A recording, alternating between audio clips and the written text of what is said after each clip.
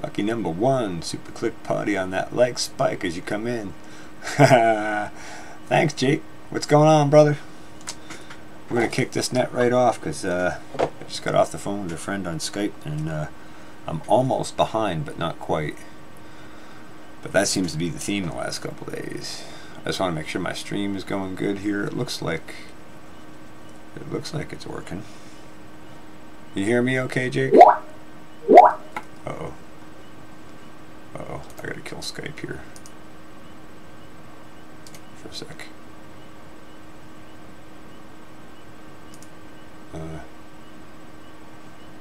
Hello, hello. You hear me okay, Jake? Oh, looks like we're working. Alright.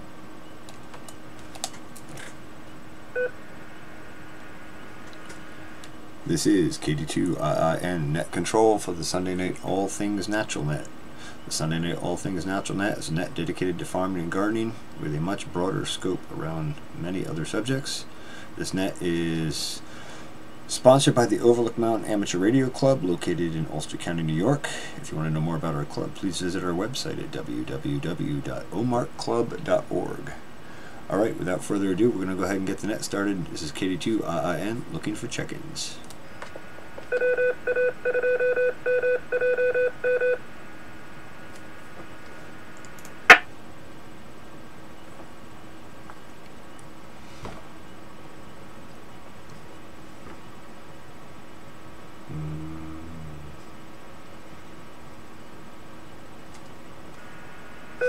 This is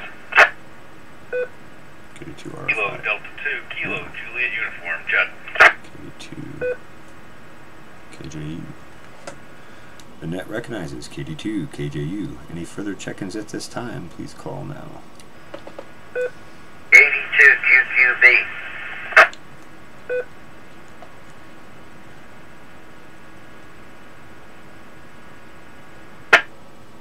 KD2 RFI, it's good taking check-ins.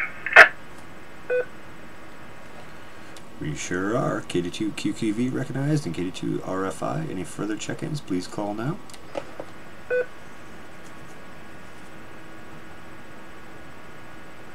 No podcast yet, Julia. And hello, Titan, Julia, Bell Prepper. Hi, guys. Thanks for coming in. Alright, no further check-ins recognized at this time. We'll start back at the top of the list for now. KD2 KJU. How is this beautiful spring day treating you?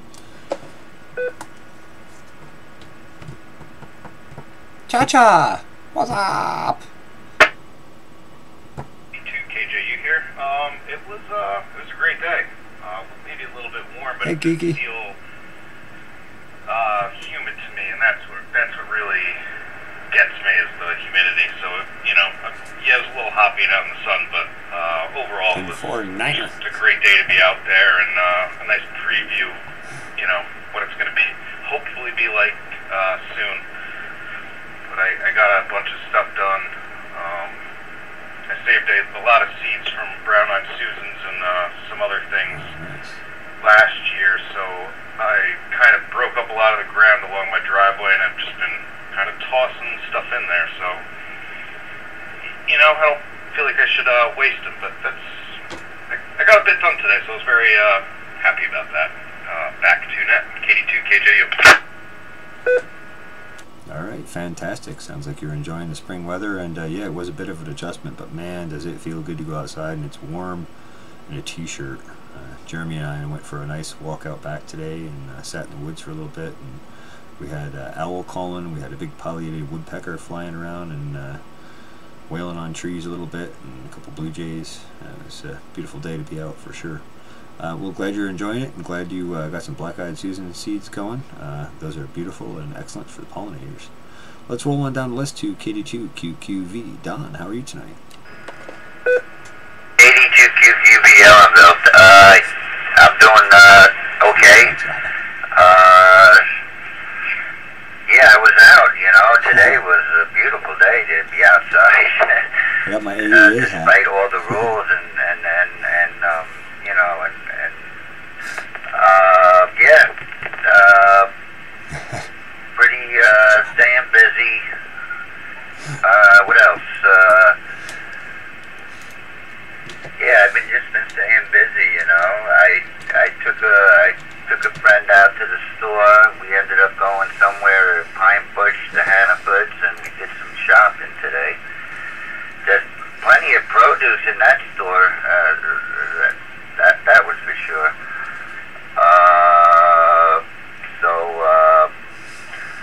So you must have got a delivery or something. Stores around here must have got a delivery recently. But as far as farming and goes and everything, I don't know. How is the farming family-oriented, Taco? This year? Thanks for asking. Does this affect farming? This pandemic? I mean, it seems to have affected everyone else. That's an excellent question, Don. Yeah, I think it affects everything. I think if we seize this opportunity correctly, it can affect farming in a really positive way and help us develop a better farming system.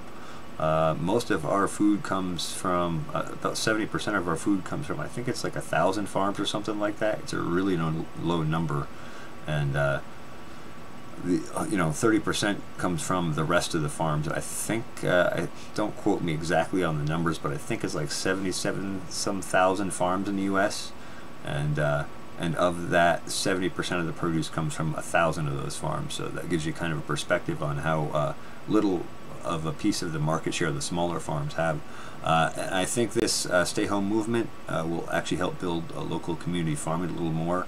I know I've heard both over the internet and locally here at the local Agway, chicks were selling out at ridiculous rates, like baby chicks for chickens.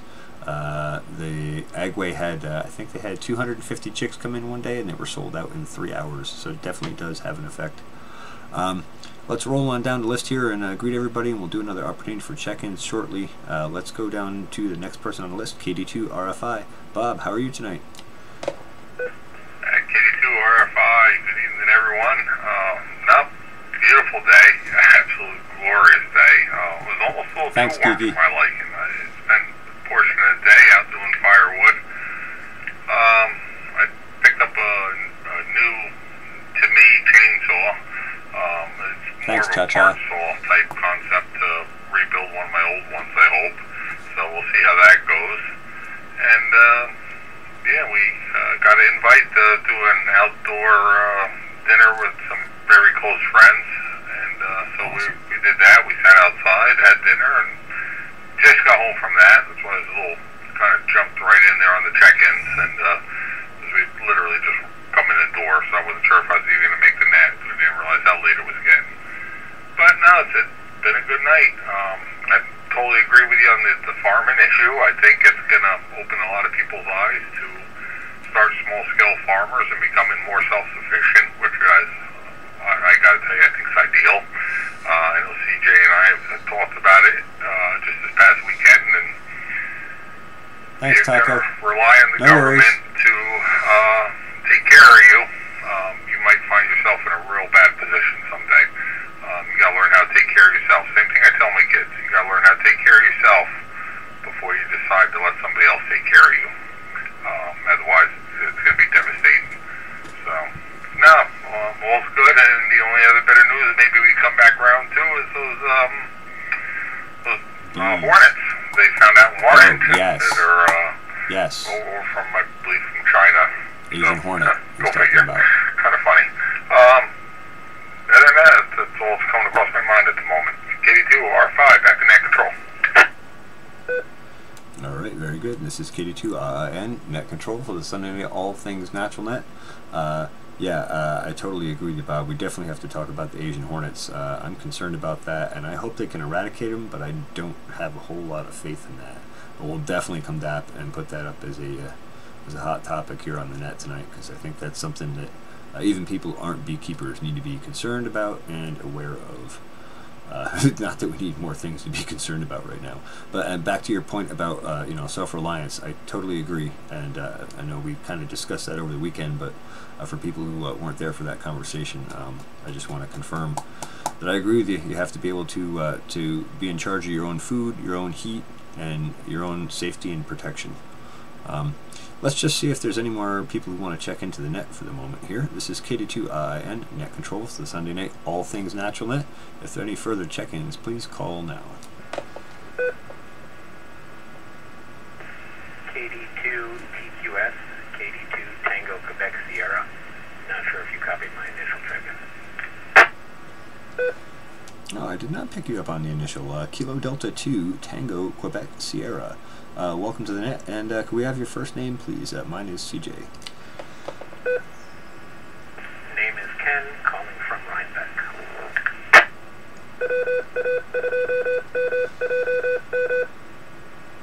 Well, welcome to the Overlook Mountain Amateur Radio Club repeater, the 146805. If there's anyone out there listening who wants to join the net and doesn't have the information, I guess I should give that out. This is the 146805 repeater with a negative shift of 600 kilohertz and a PL tone of 103.5. Ken, welcome to the net. Glad you made the net and the repeater. What's going on down in Rhinebeck? Tagging into earlier conversation, gorgeous day for the first farmers market, which was a very successful haul and a great reconnoiter for next week. Over. Fantastic, fantastic. And I assume you're talking about the Rhinebeck farmers market there, right in the middle of town. And I'm glad to hear that kicked off well. Fantastic.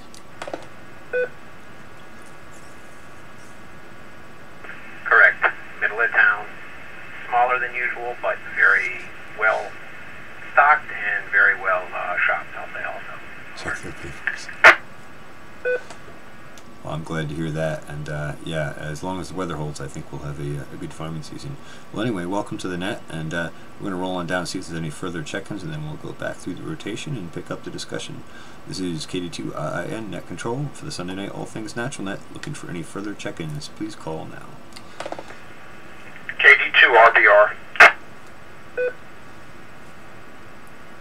If KD2 RBR, KD2 MQE, and so foreign. Ha, yeah. KD2BHM. Okay. That's why we do the pause on the key up.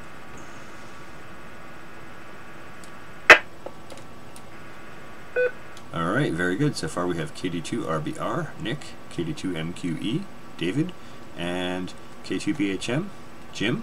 Let's just see if there's any more check-ins, and then we'll continue down the list, picking up with Nick. Any further check-ins, please call now.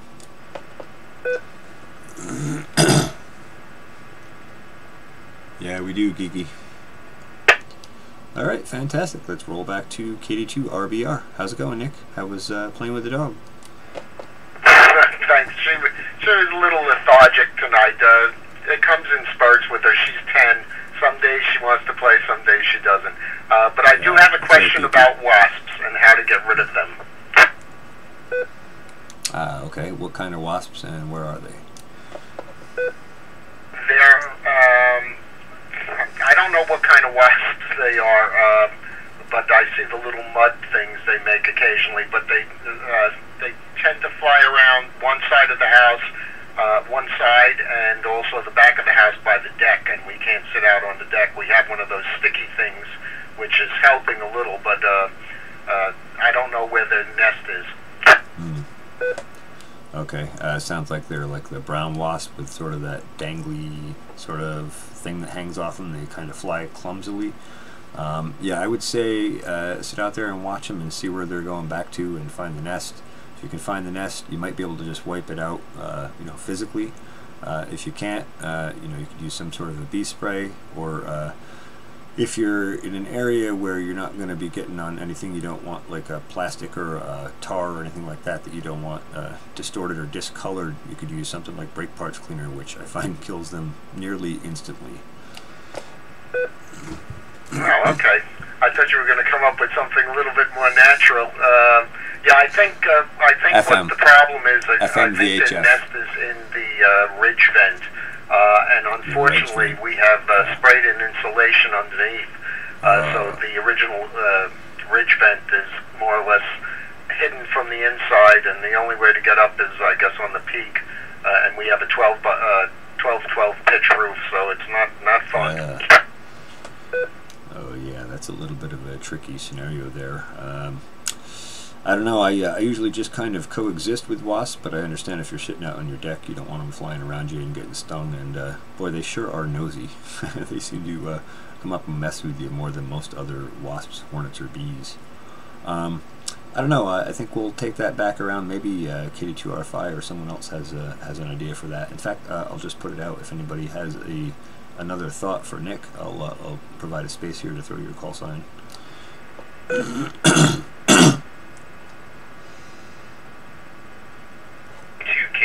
I wasn't clear if he had found them, where they are or not, if they were just flying around. Negative Niner. I don't think he found the nest. Is that correct, Nick? Yeah, roger that. I have a good idea, but I'm not 100% sure. No, you have to get an FCC license, Black Tree. Okay, I'll put it back to you, Jed. No, you have to take a test to get a license. I heard you say they were in the ridge of the house. I've had actually, I just saw the carpenter bees back here today. So I did not successfully get rid of them last year, which is a little unfortunate. But yeah, I wasn't aware that they went up into the wasps most of the time. Did that. But yeah, no, I have a no mercy policy with any kind of thing that's too close to you know, that can be troubling, especially as someone who works outside and frequently run into them and been a lot closer than I would like to be. I like to get rid of them. You know, they can be somewhere else, that they just can't be here. Most things live and let live, but they get a little testy sometimes. Hornets as well. Back to you. Alright, very good. Yeah, I don't know what to tell you. So, don't have any fantastic answers for you, Nick, but I would say either hunt them down and eradicate them yourself, or you might need to call an exterminator. I hate to even say that word or that sentence, but you know, I understand safety hazards as well. So let's roll down the list here and just say hello to everyone else, and maybe provide one more opportunity for check-ins after we do that, and then we'll roll back through the list. KD2MQE, David, you're next. KD2MQE, wasps on the porch, the screened-in porch today. Hey, Nessie. What's going on? But yeah, interested in the hornet story too. I'm not seeing widespread wasps yet, but I'm going to do a little hunting around maybe later tonight or first thing in the morning. Otherwise, didn't leave the premises, was in the backyard and didn't stray. Back to net, thanks. Alright, very good, very good. I can't say I've seen any wasps out. In fact, I haven't even seen any yellow jackets out yet, but maybe I just haven't encountered them yet. Yeah, that season is coming, isn't it? Alright, let's roll on down to Jim, K2BHM. Jim, how are you tonight? Thanks, CJ, K2BHM. Yeah, I have to laugh. I had an intense problem with bees years ago, and they were up in the peak of the shed inside, and I did the Mr. T approach with the oxyacetylene torch. You basically starve it of oxygen, and you get the great big yellow bushy flame, and you hit it up there, and it just kills everything. But I would not recommend it if you're not doing it inside of a steel shed. Do it in the house. Find another method. Oh God, you brought back memories. K2BHM. Yeah, that's sort of the nuclear detonation approach. Oh well, I'm sure it's effective. Alright, let's just see if there's any further check-ins here, and then we'll roll back to the top of the list. This is KD2IN, Net Control for the Sunday Night All Things Natural Net. If there are any further check-ins, please call now. Nah, it's okay, Black Tree. Glad to have you ask questions. Part of this net is to get people interested in amateur radio. Alright, looks like no further check-ins, so we're going to roll back to the top of the list. KD2, KJU, Jed, it's up to you. Bell Prepper, what's going on, brother? Or sister? KD2, KJU. Bomber! Yeah, no, definitely a bunch of interesting things going on, especially the Cold wasps. I've not seen any yet so that, far. Nessie. I've seen one honeybee. Yes, and let's see, I believe they're carpenter bees that I see that are definitely in the eaves of my house. Thanks, Geeky. Appreciate it. Chewing away for years and years, enjoying themselves. But yeah, no, I saw the bees that supposedly are coming from China, which I still don't understand how they're getting here. Asian hornets he's talking how about. That's happening, but I've seen hornets like that, and I thought they were wood bees. Someone told me. I remember we were working somewhere, and they were coming out of the middle of a tree, and these things were huge. They looked like hornets to me, but the person I was with was calling them wood bees. So I'm not too, I'm not sure what they were exactly, but they were huge. I've only seen them one other time in my life when they were coming through a place I was living in Hurley, which wasn't fun either. It sounded like small helicopters. But yeah, and I heard you mention an owl before, and I've had a frequent one back here, and I've seen him up close, and that's been really neat too. I've really been enjoying seeing him. So yeah, back to net. Alright, very humans. They actually attack cicadas, and I think they eat the cicada, and then that's what they use for protein to do their reproductive cycle, to mate and reproduce. It's been a long time since I looked them up, but there is actually a video clip of that on my YouTube channel as well, of a cicada killer taking down a cicada, and that was really interesting. And I thought the same thing. I was like, wow, that is a giant hornet, and that is scary. And when we looked it up, it turned out it was a cicada killer. So that might be what you're talking about. And then there are the wood bees or carpenter bees, and those guys are really interesting too, and incredibly fast and maneuverable. But let's roll on down the list, and we'll check in with Don, KD2QQV. What are your thoughts on all this? KD2QQV, yeah, if there was ever an alien, it would definitely be that Asian hornet. They hunt bees. They hunt other bees. Yep. So, yeah, that's good. That's what kind of bee nest in hours? They hunt other bees, and not only that, they'll kill you. If you get stung once or twice by them, I believe they can kill you too. KD0, just you. Minneapolis, Minnesota, welcome. Yeah, that's the one that concerns me even more than the actual human hazard. Is I understand they can wipe out a honeybee nest in hours.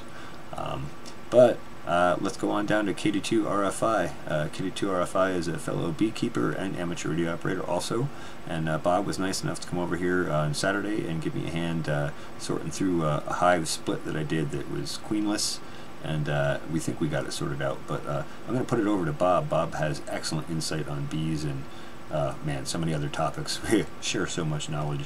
Bob, KD2RFI, it's your radio. 45 pounds, nice. CJ, I got to duck out for a moment. I apologize. I'll try and jump back in later. Back to net. No worries, Bob. No worries. Hope everything's okay over there. All right, we'll roll on down the list to KD2TQS. Ken in Rhinebeck. Copy that. Not much more to say other than it was a gorgeous day. Back to net. All right, very good. And then we're back down to Nick, KD2RBR. Yeah, it's a huge hornet, Geeky. It's scary. And they got a long stinger, too, so like even a bee suit probably would not protect you. 50 people a year. Wow, yeah. KD2RBR, if you're still there, pick it up.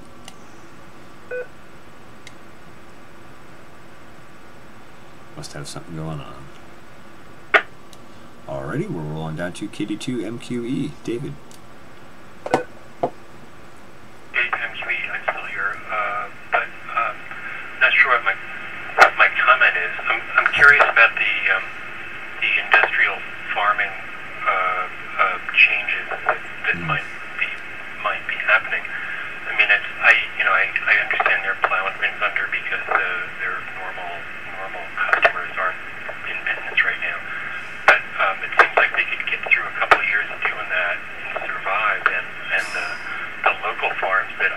would be great if that really was going to change and we would be getting everything locally.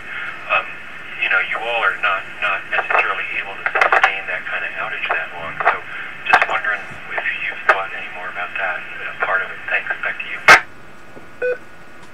All right. Well, I have to admit I'm not super up on the large-scale commercial agriculture, as you I'm sure are aware of. I have a sort of a smaller, more of a homesteading operation with some sales to local restaurants and that sort of stuff.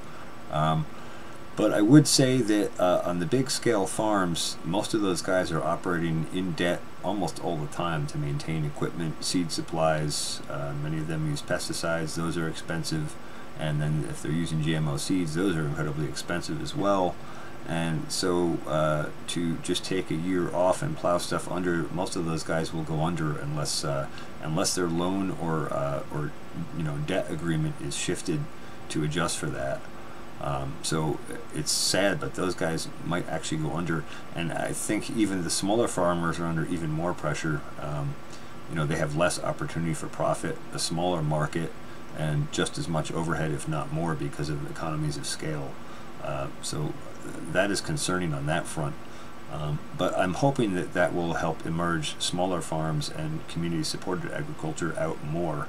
I guess one thing I should mention here is, food is really cheap in the store right now for us, and I know people have noticed food prices climbing up, but those food prices don't really reflect what it actually costs to produce food. Those economies of scale and a number of other factors really are deceiving us on what food value actually is. So I'll put it back to you for a comment. Nothing further. No, that's totally interesting. It's going to be a big deal for a while. It is. Well, anyway, thanks for your insight and your thoughts on that, David. I always appreciate your perspective on things. Let's roll on down to Jim, K2BHM. Your thoughts. Thanks, CJ, K2BHM. I'm not a farmer gardener type. It would be an awesome cartoon. Whatever, so this is totally out of not knowing, but I'm curious. Honeybees, okay, they cross-pollinate and help us produce our crops and give us honey and so forth and so on. But what do mud wasps and paper wasps and bumblebees and carpenter bees, what do they do for the environment? Is there anything positive in their contributions? K2BHM. Wow, that's an excellent question, actually, Jim. Ecosystems are incredibly diverse and complex, and us humans, we tend to want to reduce things down to everything we can control. But yeah, each of those insects performs a role in the ecosystem, and their role in the ecosystem supports, supplies, or recycles another role in the ecosystem. Now, I haven't gone into deep study on each of those, but like wasps, I can definitely go into. Wasps are actually predatorial, and they actually wipe out little insects. So they help keep the insect population in check. And so, like in my greenhouse, there's always a few wasp nests in there in the year, and during the summer. And if as long as they're not directly interfering with an operation or stinging me, I leave them because they're taking care of pest insects. So each of those insects definitely has a role in the ecosystem. I can't tell you specifically what they are, and I imagine that even all the science and study that's been done on them is not a whole and complete picture of their role in the ecosystem. Does that sort of answer your question? Thanks, Bomber. Yeah, actually it does. I don't understand what they did, pollinators too. That's right. Apparently nobody has really studied it either, but apparently they're a needed cog in a wheel, and it's to be further investigated. But a lot of insight. Never thought about it that way. You bring up some interesting questions. Thanks, CJ. K2BHM. Fantastic, Jim. Well, thanks for your excellent question there, and I'm really enjoy the conversations, and I love when people who don't have any interest or experience, or not that you don't have interest, but don't have any real knowledge in agriculture come in and ask questions, because it provides a different perspective on things, and it gives us an opportunity to have a discussion that we otherwise might not have. So thanks for your contribution to that. And there's like a million podcasts going through my head that I would share with you regarding ecosystem diversity, but I don't want to take us down a deep rabbit hole. This is KD2 and Net Control for the Sunday Night All Things Natural Net. Let's just see if there's any more check-ins. If there are any further check-ins, please throw your call sign now.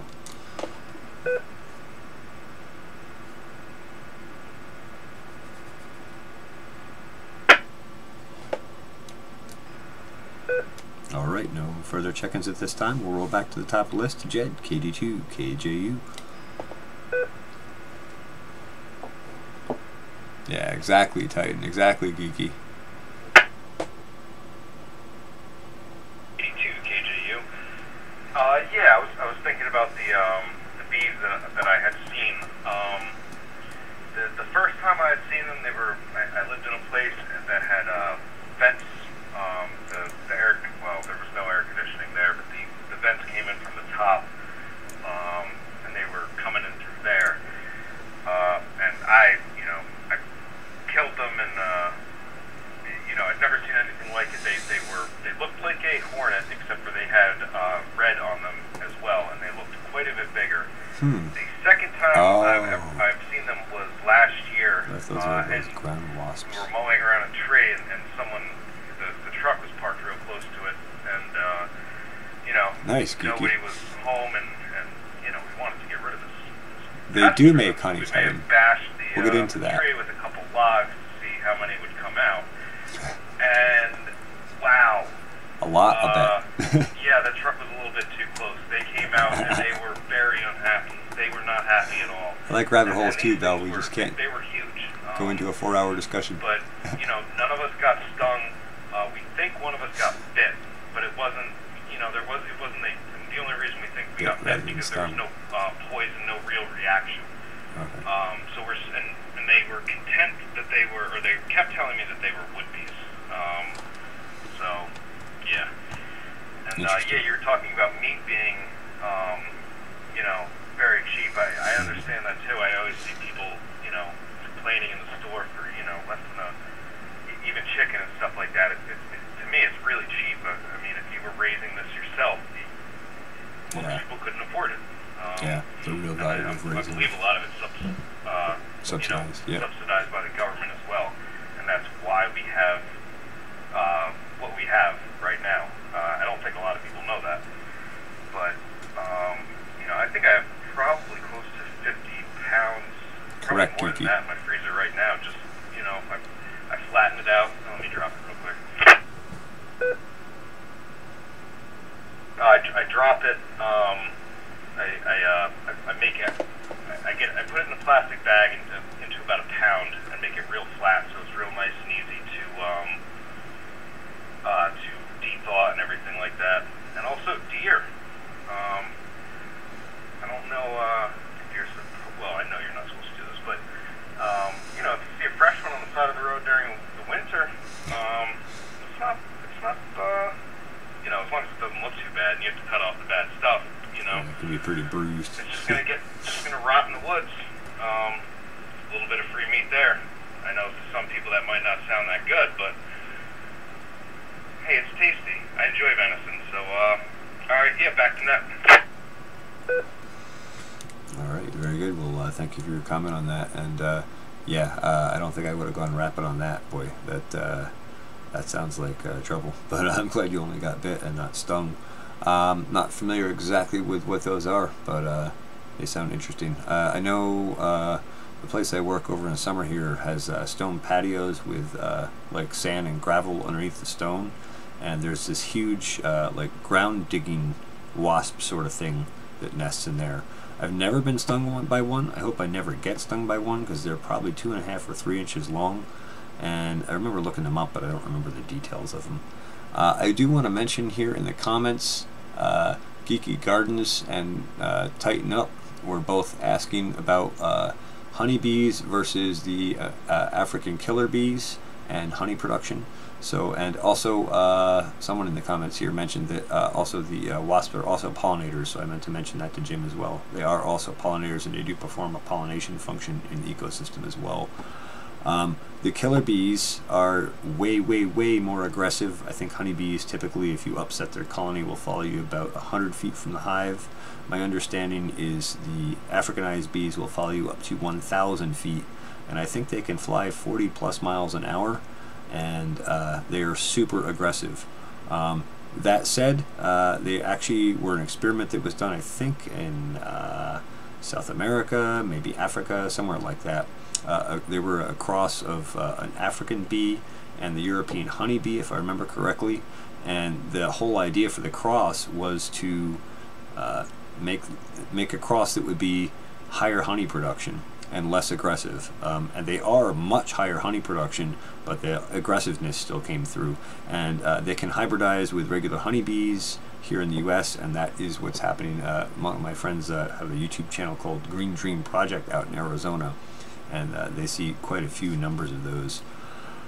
So I just wanted to go into those points quick. Let me just drop for a sec. This is KD2IIN, Net Controls, the Sunday Night All Things Natural Net.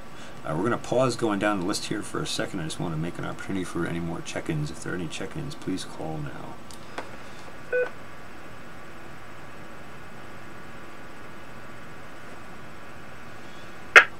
Alright, very good. Just don't want to leave anybody out. Let's roll on down to Don, KD2QQV. KD2QQV. It's well interesting. You know, learning a lot about the bees and everything. The wasps and yeah, wasps are. I don't mess with the wasps. I leave them alone, and I leave all of them alone, unless one of them tries to attack me. You're welcome, Titan. But thanks for asking. Yeah. Yep. No worries, Bomber. That's all I got to say right now. I'll send it back to you, TJ. KD2QQV. All right, thanks, Don, and yeah, I'm glad you're just letting them do their thing. I find if you're just, you know, don't get in their way, and they don't get in your way, you end up not having bad interactions. I had a yellow jacket nest here a couple of years ago in the barn that was just massive, and I was walking by their inbound, outbound path and their nest every day to feed the chickens, and they never disturbed me, and I never disturbed them, and I didn't get stung once. I mean, would I optimally have them there? No. But did they cause me a problem? No. Of course, now that I have honeybees, I probably would wipe them out quicker just so that they didn't rob out my honeybee nests. Anyway, let's roll on down and see if KD2RFI made it back in. Bob, if you're in there, pick it up. KD2RFI just sat back down like 10 seconds ago. I have no idea what topic of conversation is at the moment. So I'll just sit aside this one and keep rolling on by and pick it up on next round.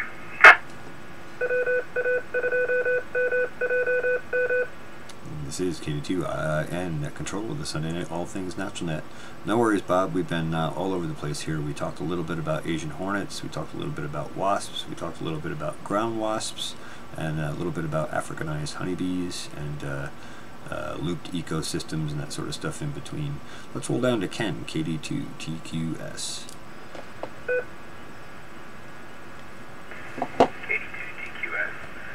One comment on wasps that a lot of people don't realize. They are predators, and their biggest prey is insect plantar eggs on the inside, and allow them to eat that. So, as with every living species that serves a specific niche in the ecosystem, each species has its own unique meal, but they all do serve a very, very important purpose. Back to net. Yes, awesome. I did not know that, so thanks for sharing that. And yeah, everybody's got a role in the ecosystem. Fantastic. Well, thanks for bringing that in, Ken.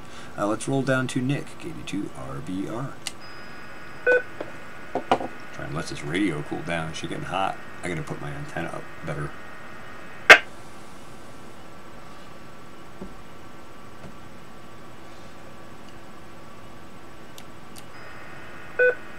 KD2 RBR, if you're still around, pick it up.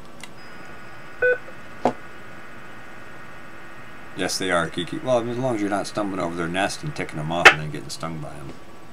For sure. Alright, looks like Nick is not there. Let's roll down to KD2 MQE. David.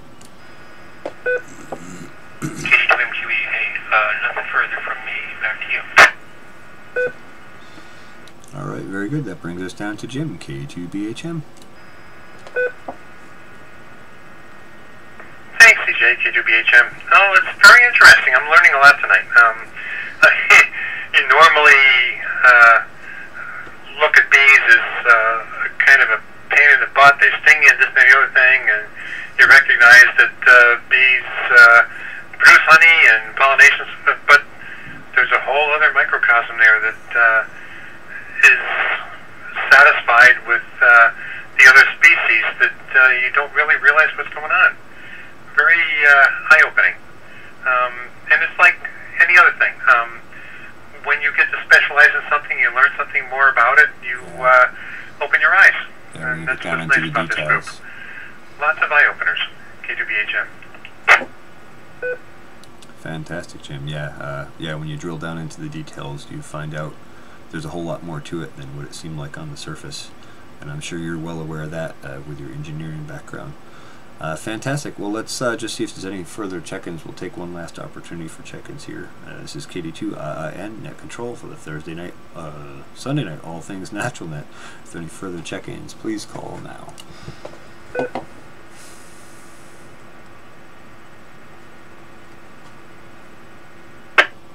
Alright, doesn't look like any further check-ins. We're going to roll back to the top of the list. KD2 KJU.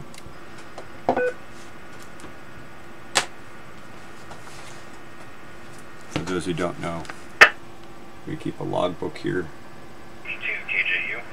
Yeah, I can't remember if it was wasps or yellow jackets, but I remember being at a I don't know if it was a Little League game or a softball, some kind of okay, Julia, we'll see you over there. Game, and I remember looking at the garbage can there. Yellow jackets can be watching, aggressive, Geeky. It was either a wasp or a yellow jacket, but eating part of a hot dog. And I never knew that, you know, they actually would, you know, they will eat meat. They were eating pieces of the hot dog and stuff like that out of the garbage. I won't, you know, I won't mess with them. But I have found some nests in the ground and just kind of stopped the mower over it to see what would happen. And it doesn't seem to, you know, get rid of a lot of the, I mean, those are yellow jackets, I believe, in the ground. Yeah, you just tick them off.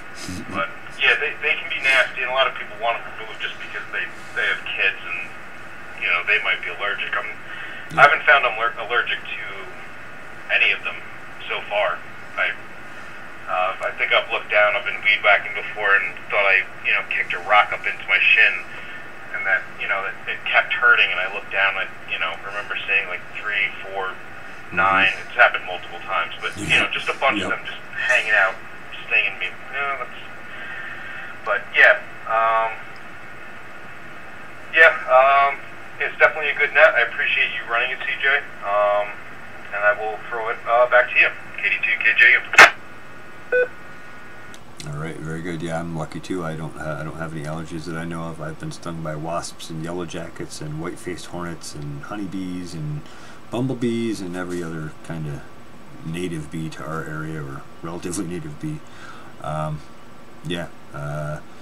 Let's see. I was going to say about the yellow jackets. Jeremy and I were just talking about that today. My son Jeremy, and he was saying that the yellow jackets eat more meat-related stuff for mating, and they tend to like sugar-related stuff just for normal stuff. And I was saying to him that makes a lot of sense, because bees pull the pollen in, and they use the protein in the pollen to rear brood nests and young. So just sort of a correlation there. Let's roll down to Don, KD2 QQV. KD2QQV, yeah. Another thing that always interested me, even when I was little, was dragonflies. Dragonflies are interesting critters. I like the way they maneuver and fly. And Dragonflies. And they're good. They just sit there and hover, and they catch all those microscopic insects and everything else there. You usually see them, though, after a rainstorm. Absolutely. I have a few videos of dragonflies here on the channel as well, and I really enjoy them. I've always been fascinated with them since I was a kid, and I did some research last year into their life cycle after I saw so many around here, and they're a whole fascinating thing. RFI. Yeah, you know, it's funny you mentioned dragonflies. The beekeeper, most of them will cringe. It's not just the very small bugs they like too. They love hovering around my honeybee hives. And, I bet they do, actually. Yeah, a little swamp section down by my driveway, so I get a ton of dragonflies floating around, and I'm sure they get their crop of honeybees, but you know, like was stated earlier, everything plays a role in the ecosystem. You know, it all comes around, circle of life or whatnot. So whether we see it or recognize it or not, you know, everything has its role. So interesting, Geeky. Usually when that's disrupted, it's human disruption, and that's when things start getting screwy.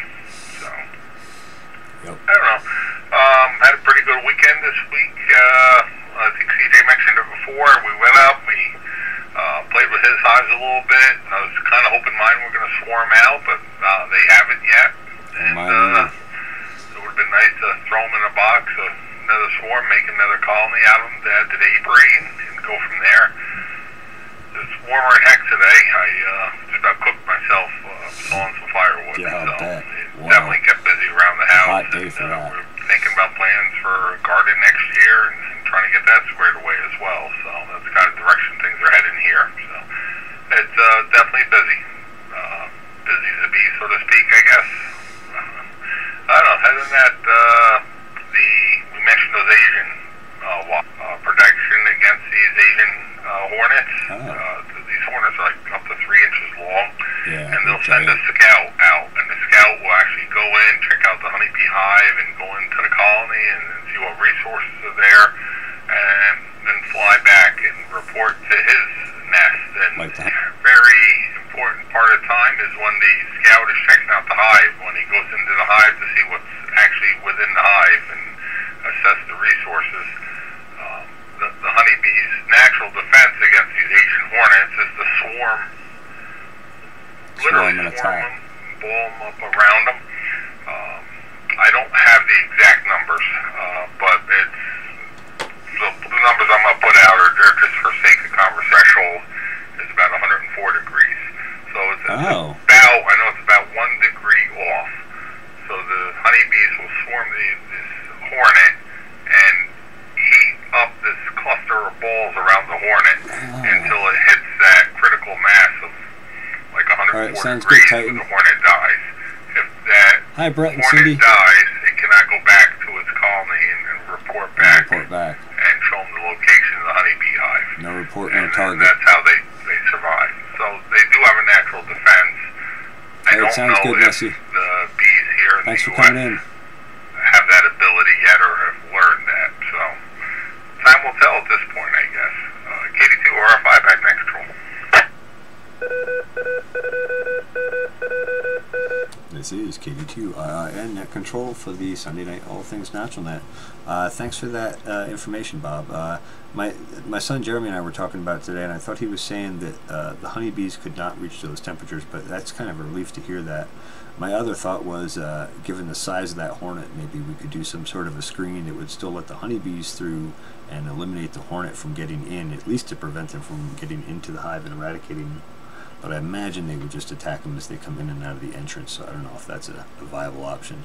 But I was going to put that thought back to you quick, because I'd love to hear your thought on it. KD2IN. KD2 RFI. Yeah, I was actually thinking about that too. The same way we do the entrance reducers with the mice. Yeah. The beetle is so much larger than the honeybees, so possibly reducing the entrance would prevent them from coming in. I don't know. I don't have a clear answer on that. I don't even have a hypothesis. Sounds like a good idea on paper.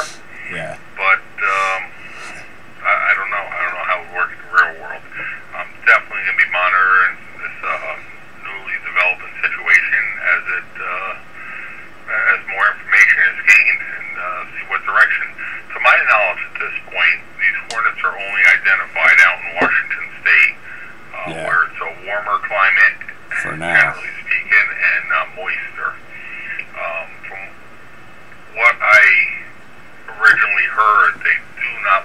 climate here in New York.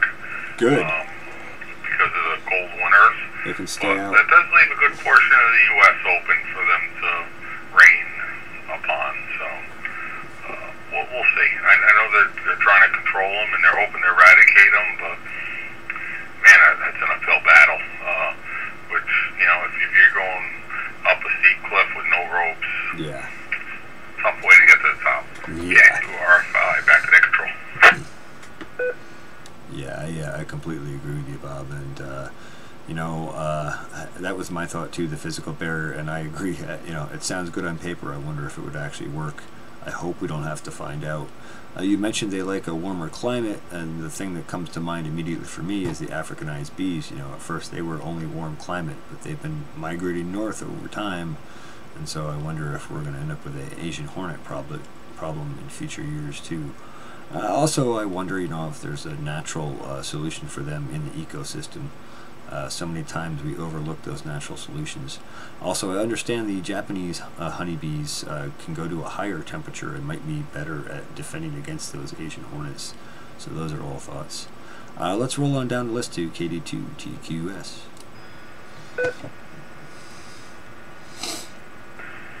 Copy above, nothing to comment. Mine's racing on all of the options and scenarios. And just rolling back to your comment about nature has a mechanism. Interesting that you comment about the oriental wasp, and the oriental honeybees already have that defense mechanism of the higher temperature. So again, the answer's out there. We just have to listen to it. Back to that. For sure. Listen, observe, study, and hopefully find and implement. Well, thanks for the insight, Ken. Glad you joined us here on OMARC 805.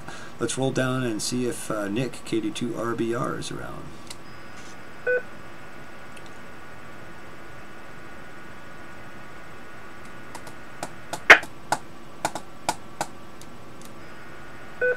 Alright, no word back from Nick. I'm going to assume he's checked out for now. We'll roll down to David, KD2MQE. Nothing further from me, and I'm going to secure. Have a good night, you guys. Very good, David. Thanks for participating, and you're secured from the net. Roll down to Jim, K2BHM. Thanks, CJ. Wow, the plot thickens. I never realized that there were bees that were meat eaters.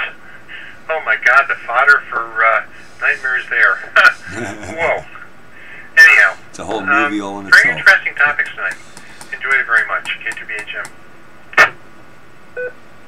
Thank you very much, Jim. Thank you very much. Right, let's roll down one last goodbye round here through the list. We'll go back up to Jed, and we'll roll down the list and do a final round. And then I'm going to close the net out, and that'll be that. So let's roll back to the top of the list. KD2KJU. This is KD2IIN Net Control for the Sunday Night All Things Natural Net.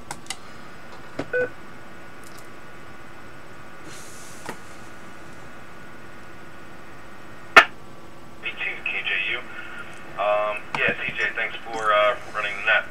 It's awesome. Really appreciate it. And yeah, about those the honeybees and the wasps. I remember watching I don't know if it was a documentary or just something on National Geographic that they were all hovering around it, just vibrating basically. And I think they pretty much just cooked the hornet inside of itself. I'm pretty sure that's what happens, is they just cook it. Yep. Which I thought was pretty interesting because, you know, they're huge compared to the bees. But yeah, I've always wanted to keep bees. I lived on a place on the Cape, and the woman there kept them. It was a pretty awesome experience.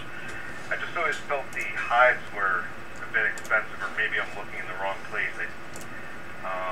I did see some other ways to build them pretty easily, but I wasn't sure about getting the honey out or anything like that. I do have a lot of bears around, not a lot of bears, but they walk through the yard, so I would definitely have to figure something out with that as well. But yeah, I'm definitely interested in that. I'm only on an acre here, but I don't think my neighbors are going to really notice them too much. on, I think it's 209 near Kingston that sells queens and hives and stuff like that. But I haven't really looked into it too much. But yeah, I appreciate the net, and I will throw it back to you, KD2KG. Thanks a lot, CJ. All right, very good, Jed. Yes, there is a place over near you. It's called Hudson Valley Bee Supply, and they do sell bee packages and queens and equipment. And yeah, I will warn you, getting into beekeeping, if you're buying all the equipment, can be a little expensive up front, but it's incredibly rewarding, and I encourage you to go ahead and look into it more, and we can definitely talk about it more another evening. I have another live stream I have to jump over to here shortly, so yeah, I would encourage you to stay interested in that. I know we've had some good discussions about farming and gardening. I think you'd really enjoy the bees as well. What an incredible experience to interact with them. It's really a privilege. Let's roll down to KD2QQV. Your final comments for the net, Don. KD2QQV. No, excellent topics. It was all interesting. I enjoyed listening to everything about the bees, and all that interests me. I watch a lot of documentaries on those critters and how they work and everything. I don't know his name, but the one that described how they go out to the colony and they send a scout and they check for his resources and everything. Yep, I know. I've seen that one, and I've seen how those honeybees killed it too. Oh, I was going to mention queens. Yep, very interesting, and that was the one point I wanted to mention to Jed too. Honeybees, when they decide that they're going to wipe out a queen and let another queen become the new queen, that's one of the methods they use for killing the queen. They'll surround her and cook her to death. Another method is stinging, and there's probably others. But anyway, yeah, very, very interesting. Now we're back to Bob, KD2RFI, perfect timing. KD2RFI, yeah, that's something I can definitely debate and talk about and discuss and share ideas with all night long. But let me try and wrap it up pretty quick. Well, going into a whole 20-minute monologue, I hope. If you're interested in beekeeping, it's definitely, you don't have to buy all this fancy equipment and everything else. It can be done rather simply. If you want to go in and look into top bar hives, it can be made from scrap pieces of wood around the house. So it's very inexpensive to get into. If you want to do the full-length frost-style frames and such, that makes it so much easier. Then by all means, it's going to cost some money. You can make that stuff yourself, but it does cost money. Hudson Valley Bee Supply is a great location. Excellent resource. To get equipment. Megan or York are very passionate about what they do, and I've spent hours talking with them over stuff, and they didn't make a dime off me. It's just, just talking, just sharing ideas and concepts and ideas. They treated me very well over the years, especially when I was first getting into it. Granted, they have made a lot of money off me in the long run, but they are very passionate about what they do. As far as protecting the bees from bears and such, electric fence, peanut butter, and bacon is your friend. So we can definitely discuss that more in depth. In this area, you absolutely need an electric fence around your beehive, otherwise the bear will eventually find it. I've had bears, up to 7 of them coming through my property, and I've had, I think, only one incident with the bear in my beehive, and that's when I forgot to turn the electric fence on and a young cub went in. But the mother stayed well clear of the fence, didn't bother with it at all. I just had a visitor last night that roamed through, and no issues. So as long as you do it right, you put yourself on the good side of success. All right, I'll stop chatting now. Wish everyone 7-3, KD2RFI. Everyone have a good night. Back to that.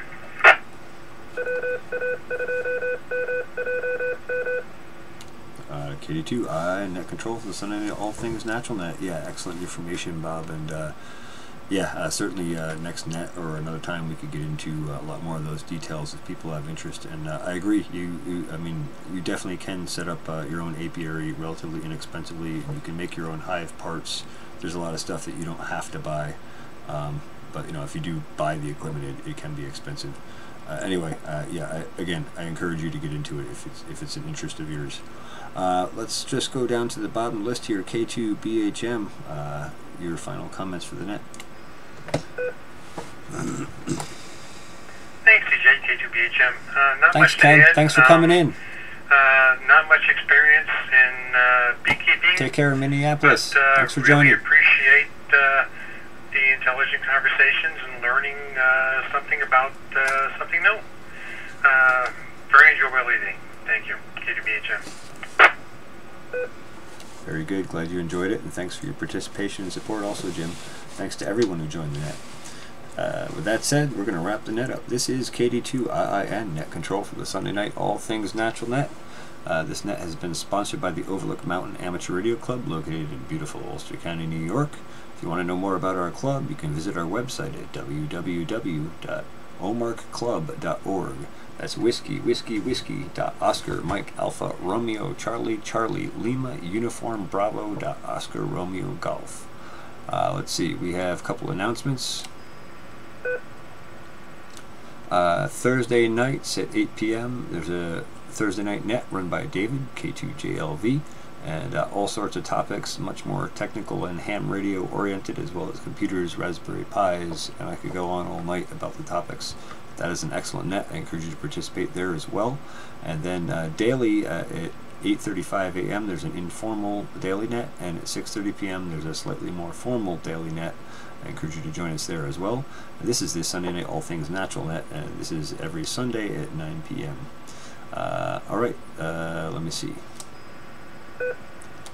You can watch a rerun of this net here on the Pharmacy Seeds Network YouTube channel, FARMACY, as in Let Food Be Thy Medicine. We'll see you again next week.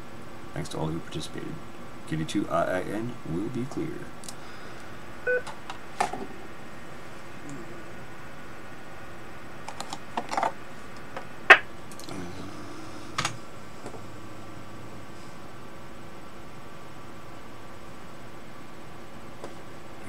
And for my live stream watchers here, I'm going over to watch the Paranormal Portal. Read that, CJ. KD2KJU. And I will drop a link here to the Paranormal Portal to tonight's episode. That's a live stream that's starting right now. Thanks for watching the Pharmacy Seeds Network. Thanks, Geeky, for your help. Thank you, everyone who came into the YouTube chat. I wish you all a great evening, and hopefully we'll see you over at the Paranormal Portal. Don't miss Brent's live stream. It's really interesting stuff. Thanks for watching. We'll see you next time.